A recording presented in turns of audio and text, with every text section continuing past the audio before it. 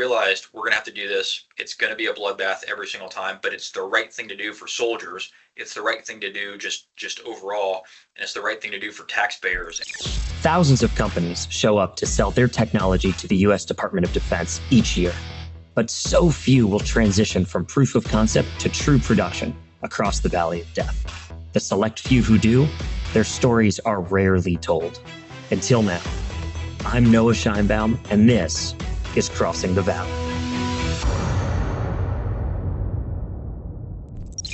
Hey everyone, our guest this week on Crossing the Valley is the Chief Technology Officer of the U.S. Army, Dr. Alex Miller.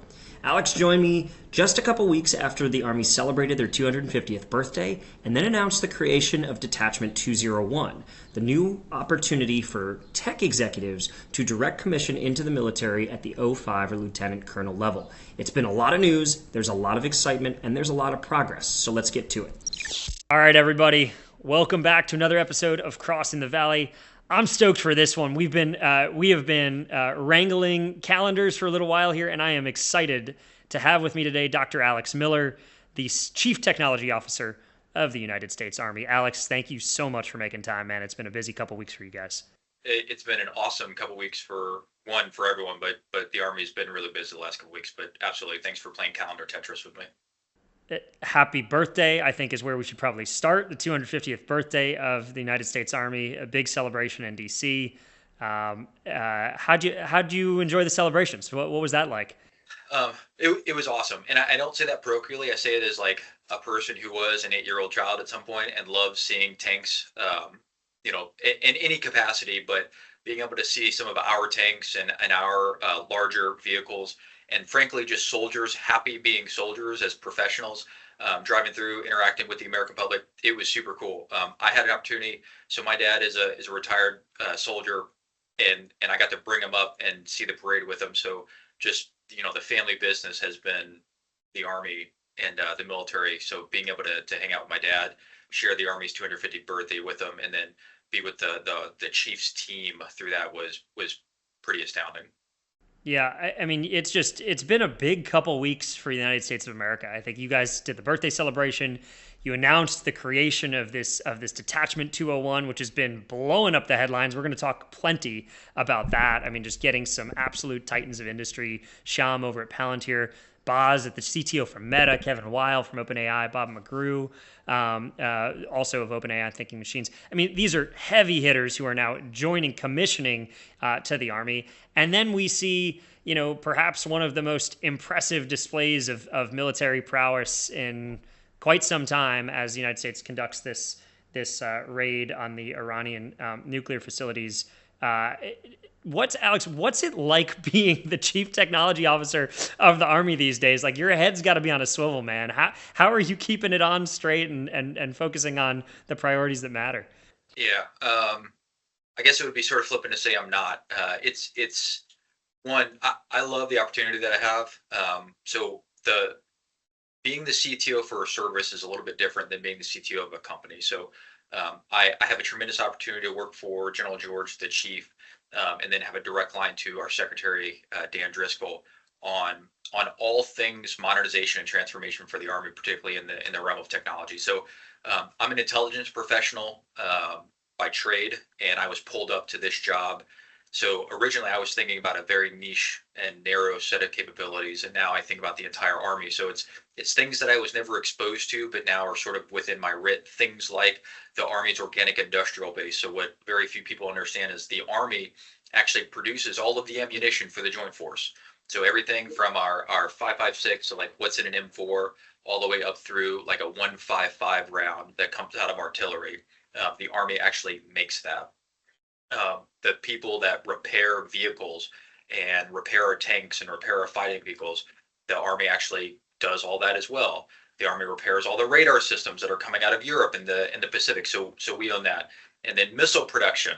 So what I like to tell people is as we think about like the scope and the scale of the Army, and as I think about the scope and scale of my job, the Army does everything, everywhere, all the time for everyone. So we are the Global Response Force. That's 18th Airborne Corps. We are the Immediate Response Force. That's the 82nd Airborne Division. We're the Homeland Defense Brigade. So that's 4th Infantry Division working for 10th Mountain on the southern border. We are the Corps of Engineers. So when the hurricanes hit North Carolina, that was your Army, responding to that to make sure that people had food and water and were rescued. So we literally do everything, everywhere, all the time. Small job. It's incredible. It's a diversified multinational conglomerate of some of the most mission-driven human beings on planet Earth. What a privilege. Alex, take us through.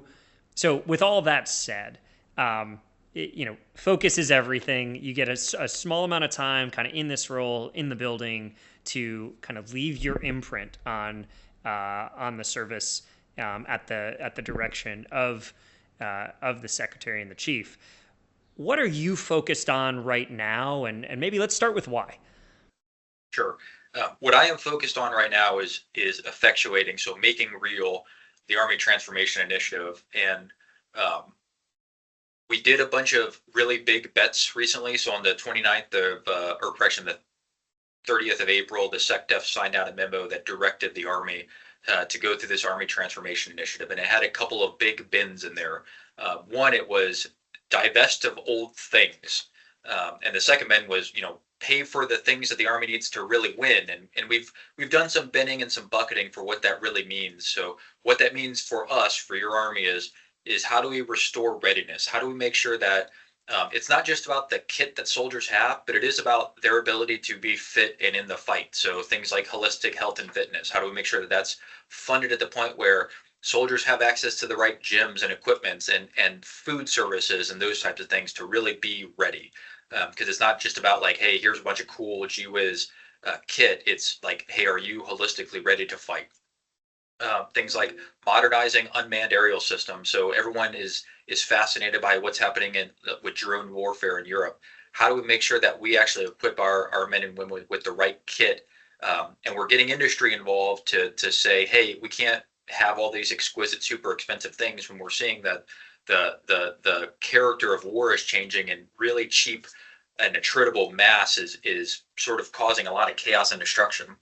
And then on the flip side of that, how do we close the counter UAS gap? How do we make sure that, as our adversaries pick up these cheap $5, $6, $7, $800 drones, that we can stop them? Because if 100 of those things are flying at us, that is very similar to the IED fight, 10 years ago. This is this generation's improvised explosive device, because if you have an FPV drone with a grenade on it, that is an IED flying at you at 100 miles an hour. And that's what sort of keeps me up at night in terms of how do I stop 10, 20, 30 of those coming at our troopers from anywhere. It's not just fixed positions, but when they're on the road, when they're in fighting positions. And then how do we think about magazine depth? So I talked about missiles. How do we make sure that we have enough of what we need? And a good example of that, and one of the probably least appreciated but most important warfighting functions, is protection. So I'm very thankful that the chairman gave a shout out to our Patriot batteries from this weekend. So after Operation Midnight Hammer, the Iranian response was shoot a bunch of missiles across the Middle East. And it was our soldiers that were the ones defending that. So our Patriot operators we have this metric called dwell time, and it's when you deploy, you're supposed to have a 1-for-1. So if you spend 12 months deployed, you're supposed to have 12 months at home before you deploy again. And our air defenders, their dwell time is like 0.6 to 1. So they spend more time deployed than at home. And that is a hugely stressful job when you were literally the last line of defense from like medium range or intercontinental ballistic missiles that are flying at the things that you were trying to protect. So making sure that we have the depth in all of those missiles, both offensive and defensive. And the last one is, and this is probably the coolest because this is what everybody thinks about, how do we make sure that we have the right war-winning capabilities for a close combat force? And that's a bunch of Army buzzwords, but it's how do we make sure that we have the right night vision devices? How do we make sure that we have the right weapons in terms of rifles and rounds and body armor and all the things that go on soldiers so they can, go forth and close with and destroy the enemy? They have that kit. So that is what it sort of means to us.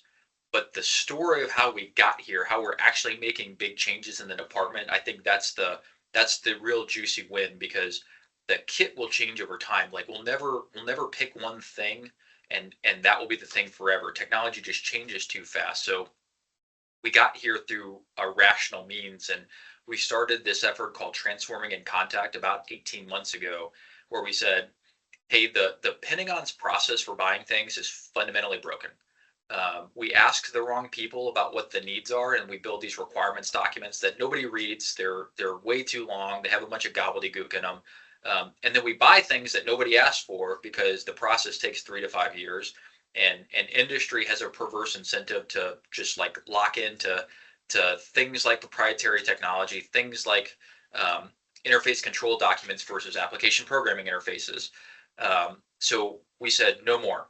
We're going to pick a couple of units and we're going to allow them to self-organize both in their organization and their technology to fight the fight that they needed to win. So we picked the 2nd Brigade, 101st Airborne, the 2nd Brigade, 25th Infantry Division, and the 3rd Brigade, 10th Mountain, and we said, okay, you're the beta testers. You get to organize your brigades, and you get to tell us what your network should look like so that you can fight effectively. And we're going to throw a bunch of new technology at you. We're going to let companies come in and sort of show their wares, and you're going to tell us what works, but more importantly, you're going to throw the BS flag on what doesn't work, because we get sales pitches all the time. I've got a desk full of PowerPoint briefs and pitches. The best way to figure it out is get into the field, let soldiers use it, and determine, even if it doesn't work perfectly, is it sort of directionally aligned to where they want to go? Does it sort of get you a better capability? And do we think that it could do better in the future? So we took a year and we put all of those 3 brigades through their combat training centers. We did one at the Joint Readiness Training Center down at Fort Polk, Louisiana, middle of the summer, so great swampy terrain. We did one at the Joint Pacific Multinational Readiness Center in Hawaii in October, so hardship tour for me from the Pentagon to get out to Hawaii for a couple days. And then we did 3rd Brigade, 10th Mountain at the Joint Multinational Readiness Center in Hohenfels, Germany in February. And I loved it because the 1st Brigade had about 100 drones and the 3rd Brigade had about 350 drones. However, Hohenfels in Germany in February meant the first 3 days of their rotation, it was about 30 degrees and raining. And the last 7 days of their rotation, it was about 23 degrees and horrible. So like we saw batteries failing. We saw drone rotors seizing up from condensation, getting in there and then freezing. We saw every possible permutation of environmentals crushing technology.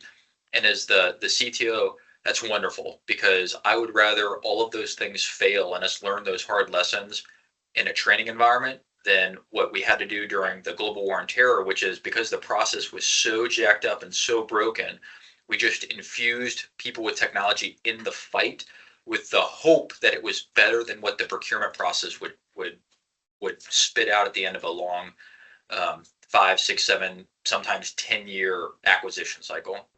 Absolutely. Alex, when you talk about, I mean, first of all, incredible story and incredible progress. I think back to where the military was even just, I don't know, 5 years ago with this attempt to stand up the ABMS, right? Air Force led, but kind of was supposed to be joint. It's like, oh, we're going to bring all these companies in. Everybody gets an IDIQ. It's a huge ceiling. Companies were raising rounds on $950 million ceiling IDIQs. Everybody can come to the party. We're going to test all of this stuff. And we're going to iterate. The initial 1.0 version of that, I think it's generally fair to say, like now, like that didn't exactly work the way that folks thought it would. It's gone through iterations since. The Army had Project Convergence, gone through iterations since. How did you guys structure that, call it like top of funnel, of like, how do we even figure out what we're going to give to these soldiers to let them kind of experiment with? Because that seems to be a hard part of the problem. It is. Anybody who's touched Army Mission Command in their entire life knows that it's a lot of duct tape and bubble gum, not because of malfeasance or malintent. It's just because the Army has been engaged for 20 plus years continuously.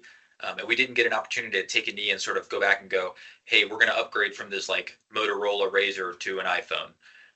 So the first step was identifying, hey, like our network actually has to work. And hopefully anybody who has been in uniform or even deployed under, as a civilian like I did, understands that that the pain of just trying to push stuff over the network, because what would happen is you would be trying to move like targeting data or intel data or even fires data, and someone would be like, oh, can't use the network because I got to push the bub slides, or I have to push the cub slides, or like I have to make a VoIP call. So we said, hey, the network's really got to work. So we stripped it down to bare bones, and we said, hey, what actually has to be on here? And then we started looking at all the different systems that we were giving people. So we had a mission command C2 platform just for inside of vehicles. We said, oh, that's the mounted thing just for vehicles. And we had a dismounted one, and then we had a command post version, and then we had a one for just for aircraft. And we went, why do we have 4 or 5? It's 17.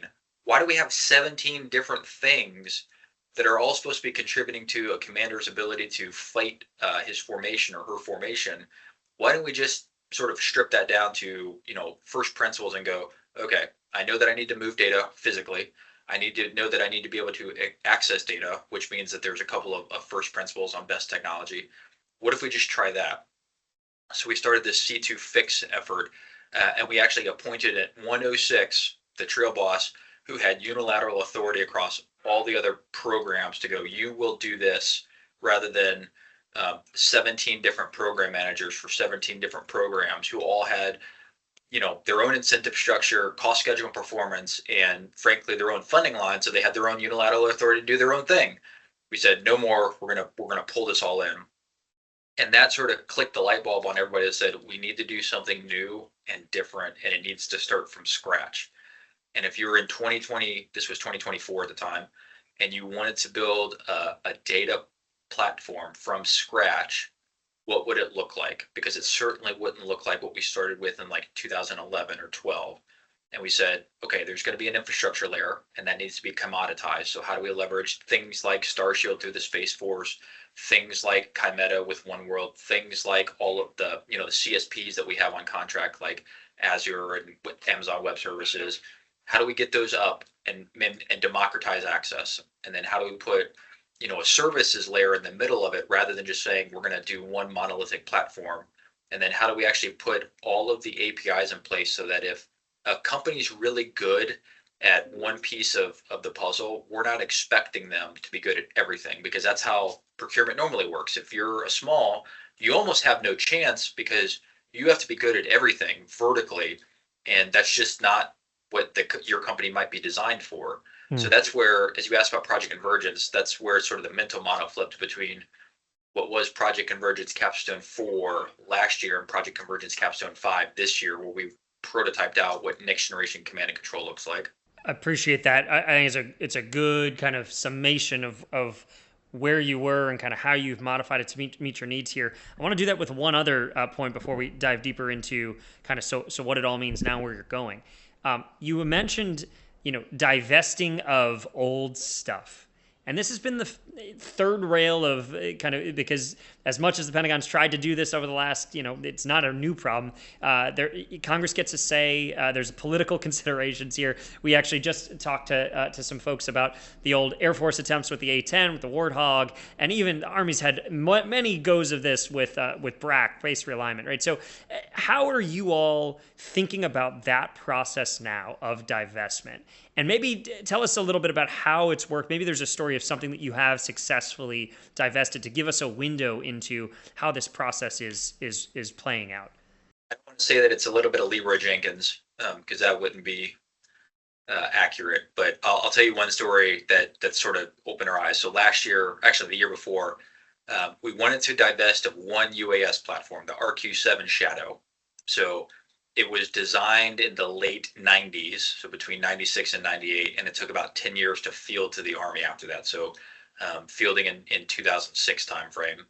And by the time that it was fielded, it was already sort of old, because, when you take 10 years to develop technology, that's what you get.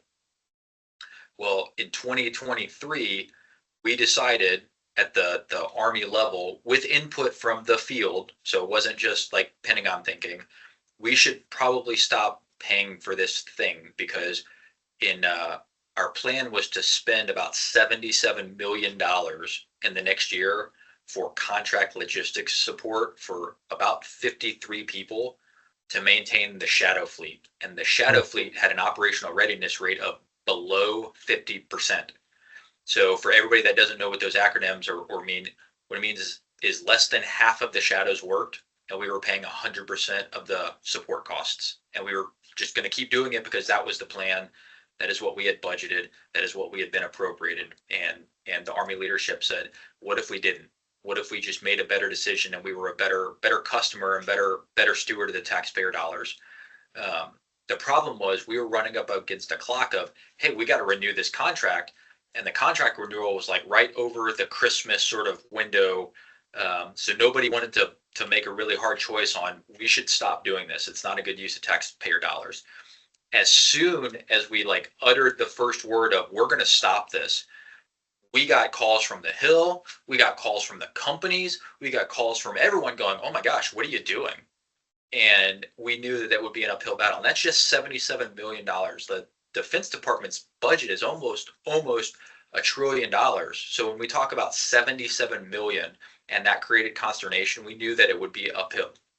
So we realized we're going to have to do this. It's going to be a bloodbath every single time, but it's the right thing to do for soldiers. It's the right thing to do just overall, and it's the right thing to do for taxpayers. And we sort of put together the list of other things that we needed to stop.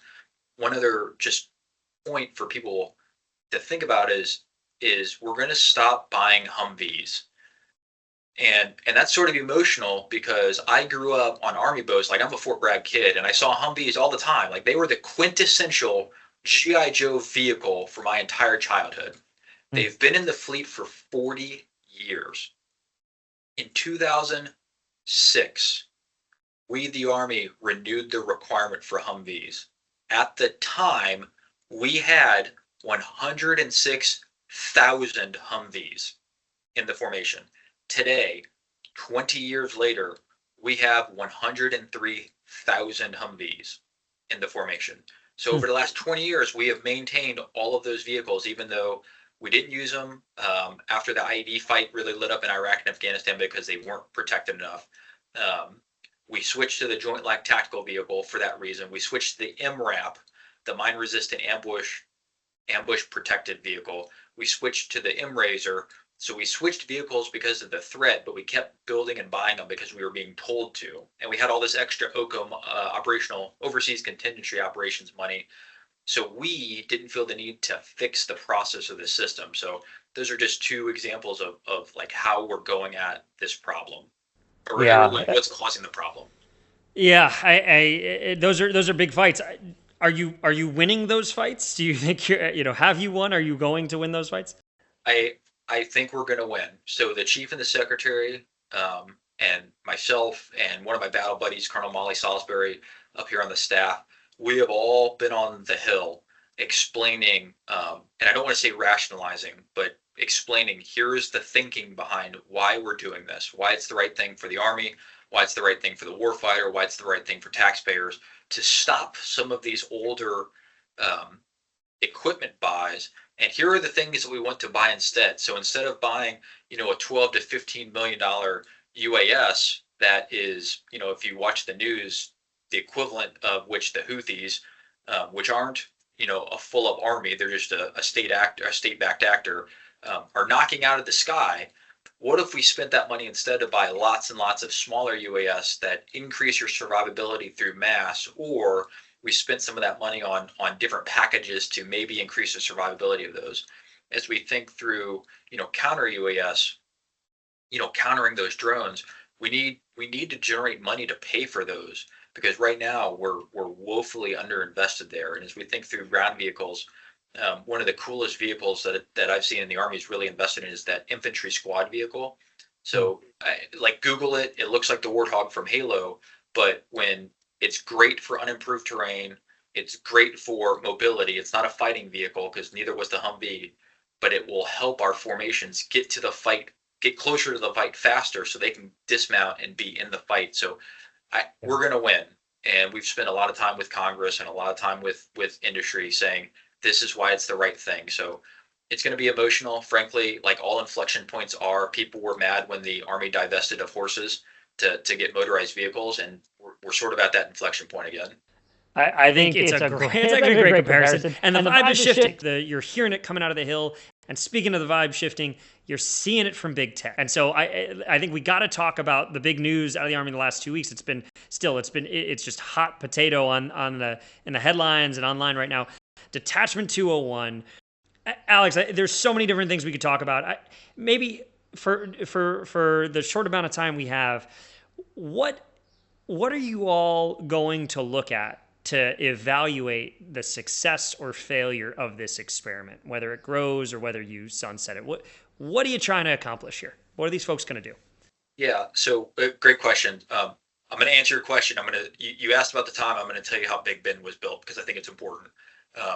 So the four gentlemen, the four lieutenant colonels who are in part of Det 201. So Lieutenant Colonel Sankar, Lieutenant Colonel McGrew, Lieutenant Colonel Bosworth, and Lieutenant Colonel Wheel. The detachment that we stood up is not a new phenomenon. And the reason I'm using their name and rank is deliberate because they commissioned into the Army, their companies didn't. So like they wanted to be part of this. They raised their right hand. They said, we're going to wear the cloth of the nation. And I think that's commendable.